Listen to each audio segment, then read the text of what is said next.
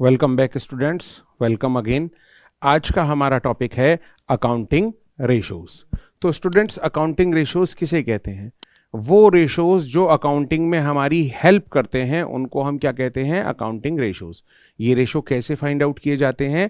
ये ratio financial statements की मदद से फाइंड किए जाते हैं। Financial statements means mainly balance sheet, profit and loss account etcetera. यानी प्रॉफिट एंड लॉस अकाउंट और बैलेंस शीट की मदद से जो रेशो हम कैलकुलेट करते हैं उनको हम अकाउंटिंग रेशोज कहते हैं। अकाउंटिंग रेशो की बात करें तो अकाउंटिंग रेशोज जो हैं मेनली 4 तरह के होते हैं।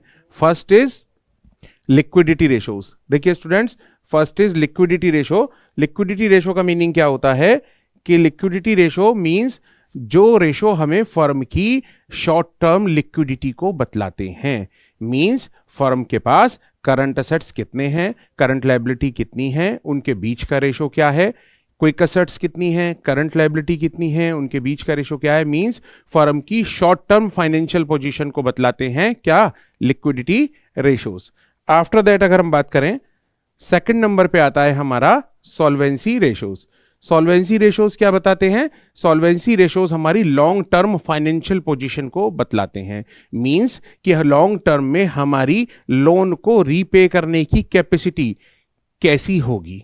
ठीक है, मींस इसमें हम क्या पढ़ते हैं कि डेब्ट और इक्विटी का क्या रेशो होगा, और भी कई तरह के रेशो हम इसमें देखेंगे। तो लॉन्ग टर्म फाइनेंशियल पोजीशन को बतलाते हैं हमारे सॉल्वेंसी रेशोज।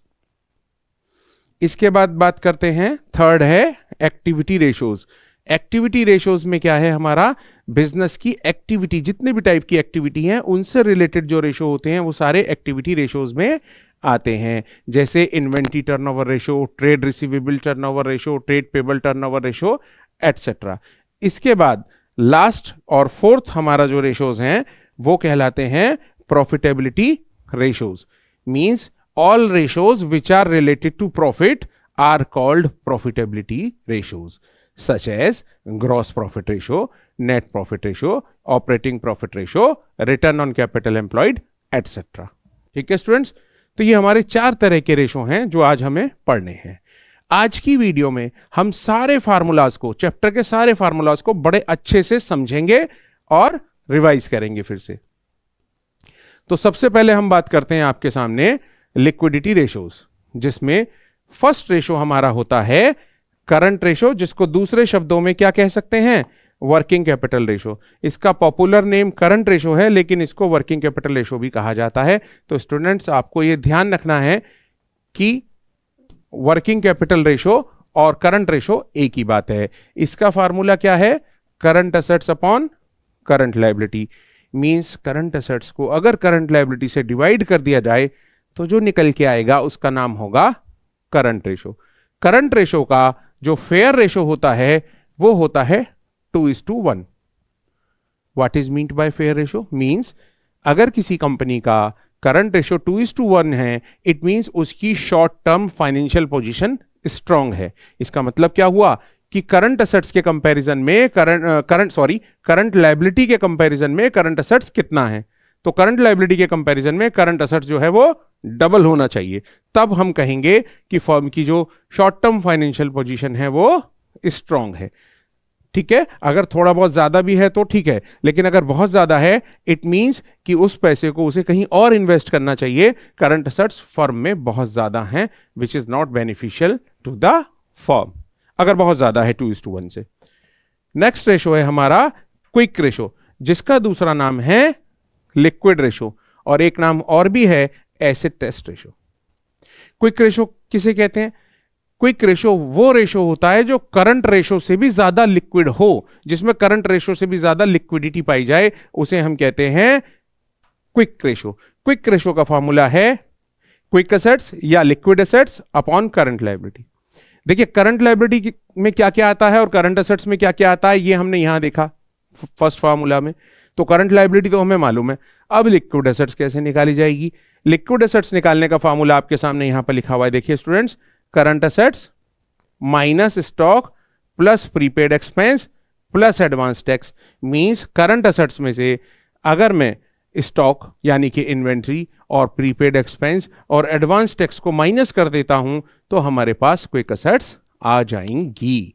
ठीक है स्टूडेंट्स, मेनली क्वेश्चन में स्टॉक ही होता है, लेकिन ये तीनों आइटम हैं जिनको आपको ध्यान देना है।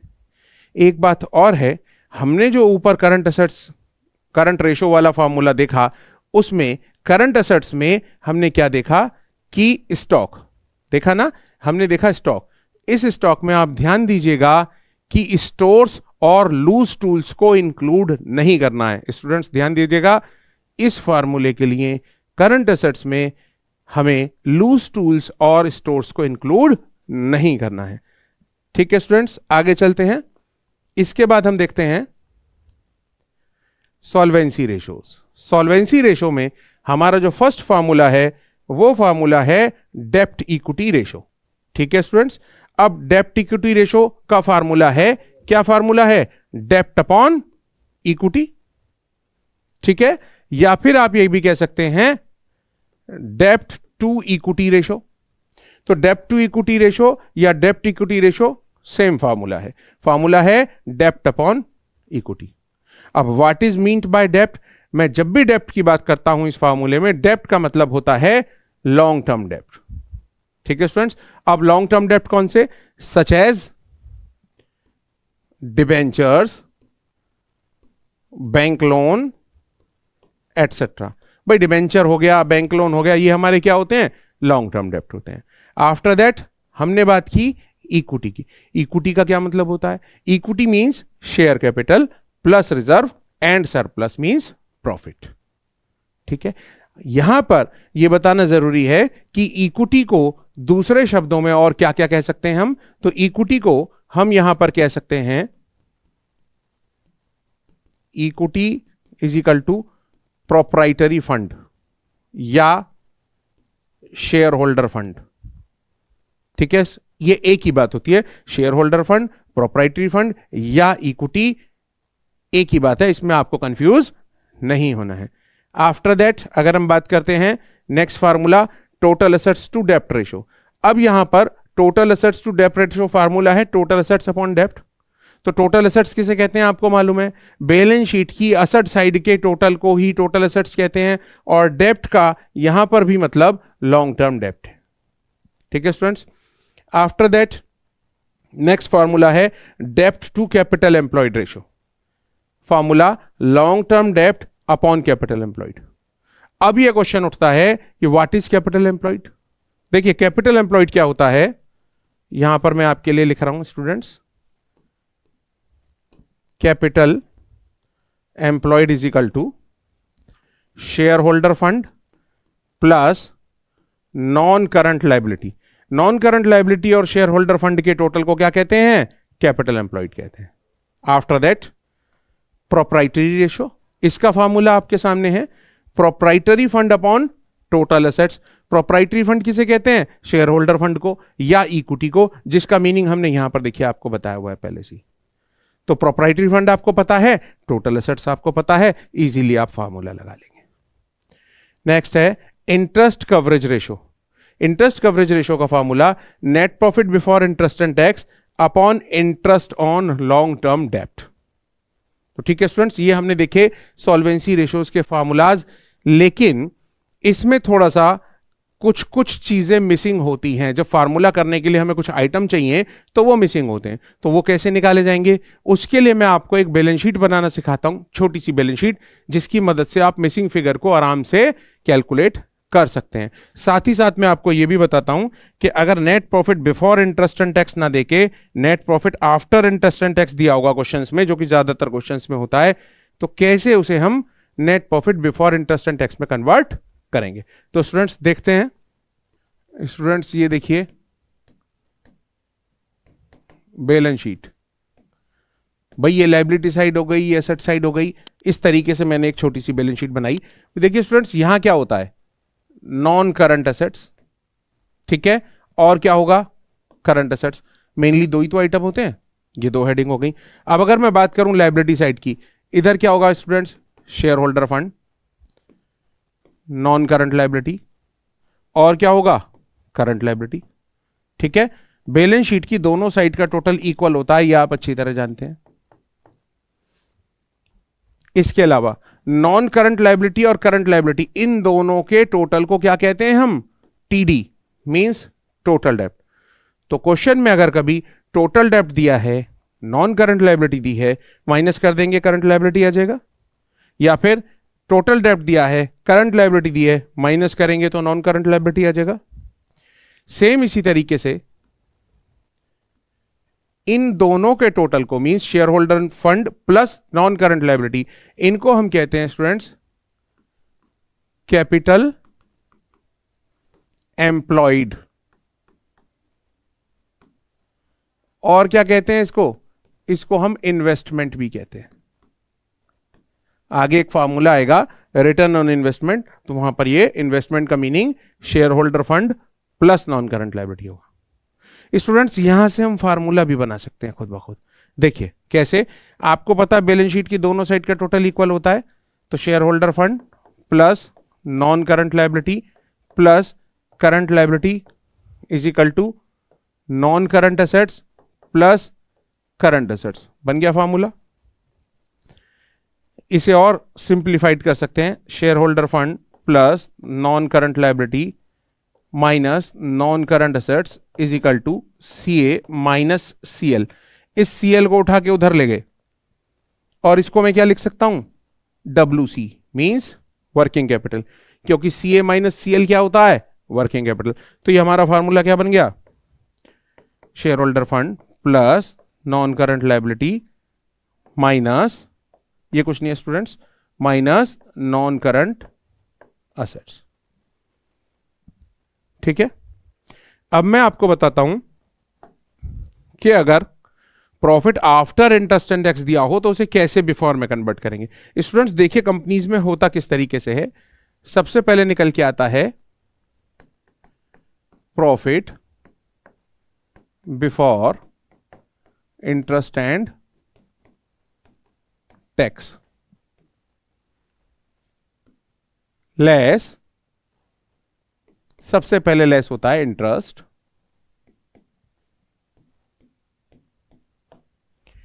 इसमें से लेस होता है टैक्स, और ये जो निकल कर आती है अमाउंट, इसको कहते हैं प्रॉफिट आफ्टर इंटरेस्ट, शॉर्ट में लिख देते हैं, एंड टैक्स। ये आया हमारा profit after interest and tax, और इसको क्या बोलते हैं? प्रॉफिट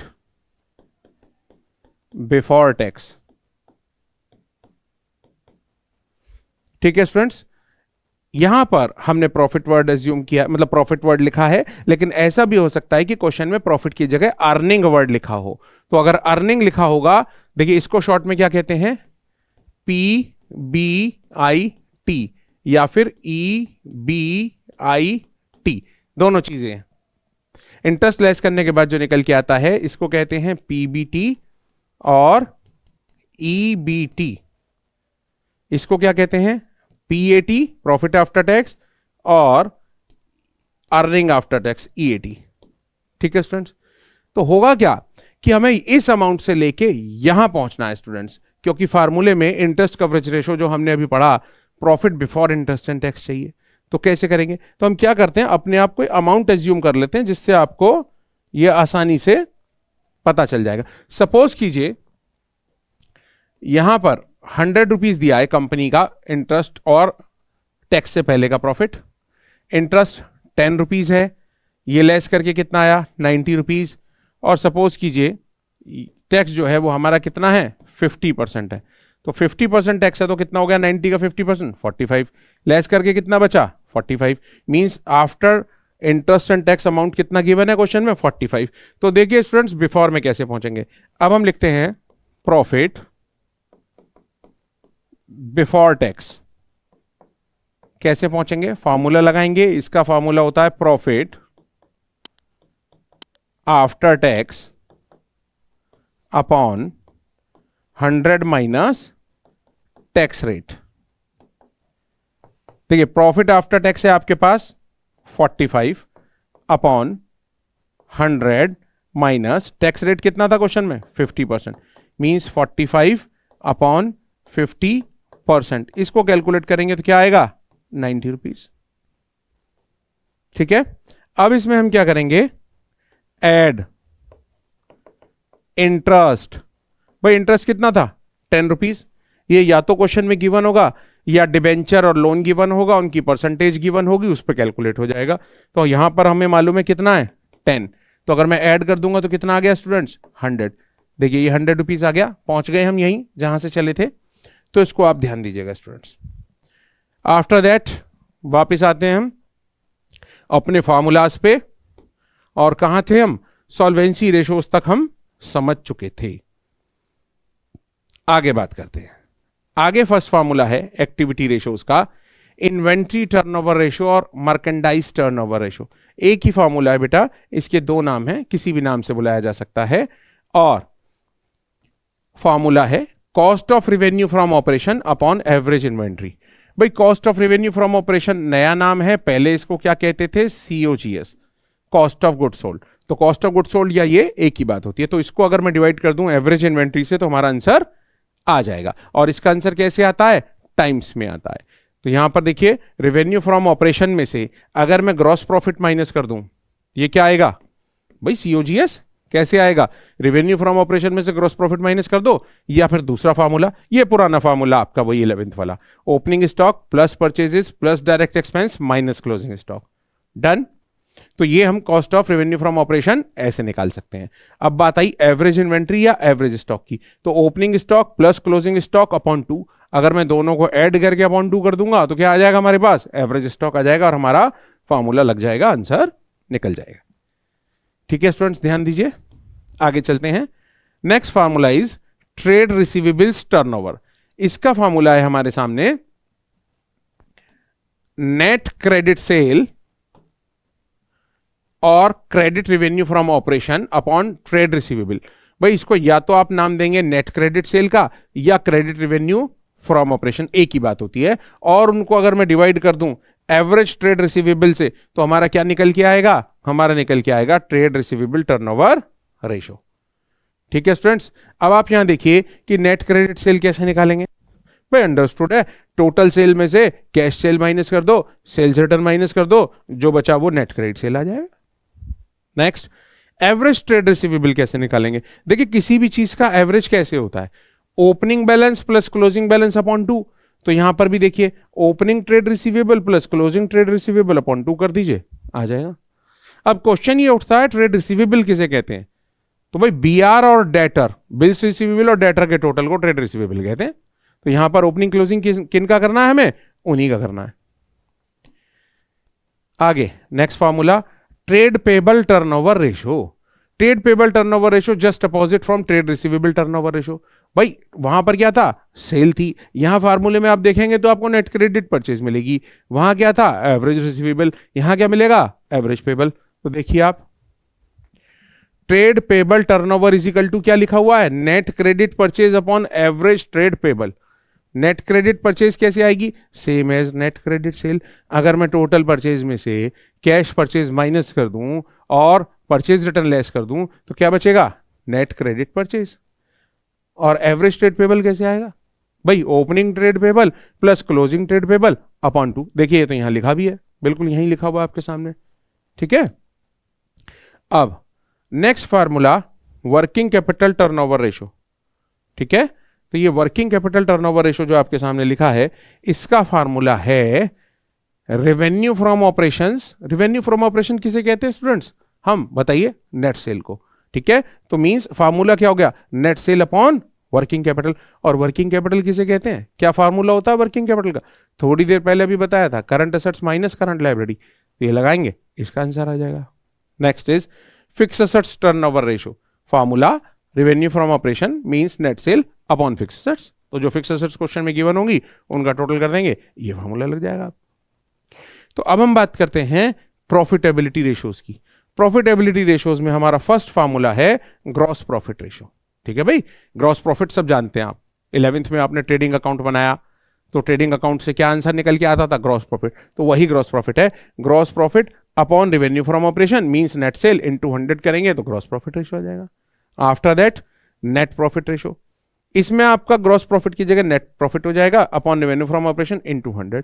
प्रॉफिटेबिलिटी के जितने भी रेशियोज होते हैं सबकी मल्टीप्लाई 100 से करते हैं, क्योंकि इसका आंसर परसेंटेज में कैलकुलेट किया जाता है। आफ्टर दैट एक फार्मूला है ऑपरेटिंग कॉस्ट रेशो, जिसको हम ऑपरेटिंग रेशो भी कहते हैं। ज्यादातर बुक में आपको ऑपरेटिंग रेशो वर्ड ज्यादा मिलेगा, लेकिन ऑपरेटिंग कॉस्ट रेशो या ऑपरेटिंग रेशो एक ही बात है। क्या फार्मूला स्टूडेंट्स देखिए, cost of revenue from operation means COGS plus operating expense upon revenue from operation into 100।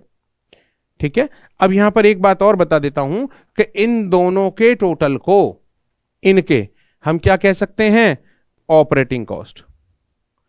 कुछ क्वेश्चंस में आपको ऑपरेटिंग कॉस्ट वर्ड लिखा मिलेगा, इट मींस ऑपरेटिंग एक्सपेंस उसमें ऑलरेडी शामिल है। ठीक है, after that operating profit ratio. तो ऑपरेटिंग प्रॉफिट रेशो का फॉर्मूला है operating profit upon sale into 100, या फिर एक और तरीका है हमारे पास में इजी वे कि 100 माइनस ऑपरेटिंग रेशो।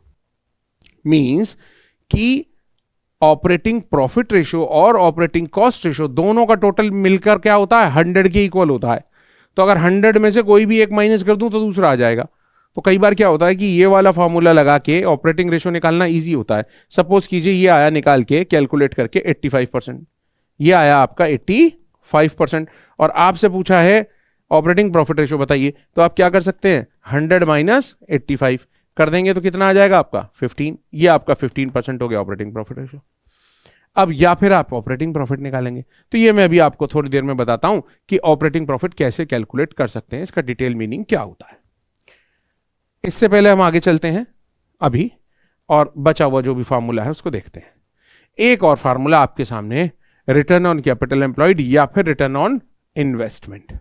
इसका फार्मूला होता है net profit before interest and tax, जो हमने अभी देखा, upon capital employed into 100। Capital employed का मीनिंग हमने आपको पहले भी बताया था, share holder fund plus long term liability. ठीक है, तो अब हमारे सामने मेनली क्या रह गया कि ऑपरेटिंग प्रॉफिट कैसे कैलकुलेट होता है, इसको अच्छे से देख लेते हैं। तो एक बार हम आपको करके दिखाते हैं कि ऑपरेटिंग प्रॉफिट कैसे होता है। भाई इसके लिए हम आपको एक ट्रेडिंग P&L बना के दिखा देते हैं, वहां से इसको क्लियर करेंगे। ये बनाते हैं एक trading and profit and loss account.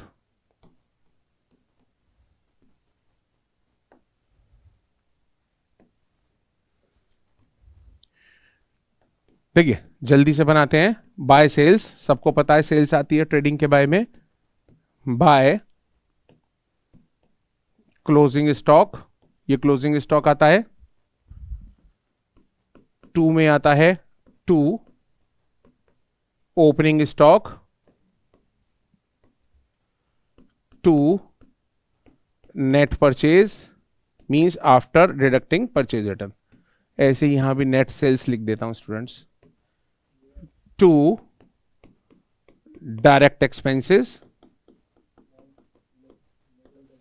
ये हो गया डायरेक्ट एक्सपेंसेस, और डिफरेंस करेंगे तो हमारा ग्रॉस प्रॉफिट या ग्रॉस लॉस आता है। तो फिलहाल मैं प्रॉफिट एज्यूम कर लेता हूं, ग्रॉस प्रॉफिट सीडी। ठीक है स्टूडेंट्स, ये पुराना इतना ध्यान है आपको।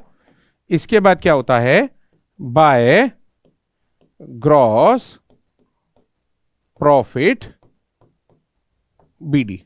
ठीक है, आफ्टर दैट टू में यहां पर क्या आता है, ऑपरेटिंग एक्सपेंस। ऑपरेटिंग एक्सपेंस किसे कहते हैं, बिजनेस को ऑपरेट करने में जो एक्सपेंसेस होते हैं, जैसे आपका रेंट हो गया, आपका सैलरी हो गया, डेप्रिसिएशन हो गया, एडवर्टाइजमेंट हो गया, एटसेट्रा। तो ये सारे ऑपरेटिंग एक्सपेंस आते हैं। और बाय में आपका ऑपरेटिंग इनकम, जो हमारे बिजनेस से रिलेटेड इनकम होती है, वो हमारा ऑपरेटिंग इनकम होती है, जो बाय में आ जाती है।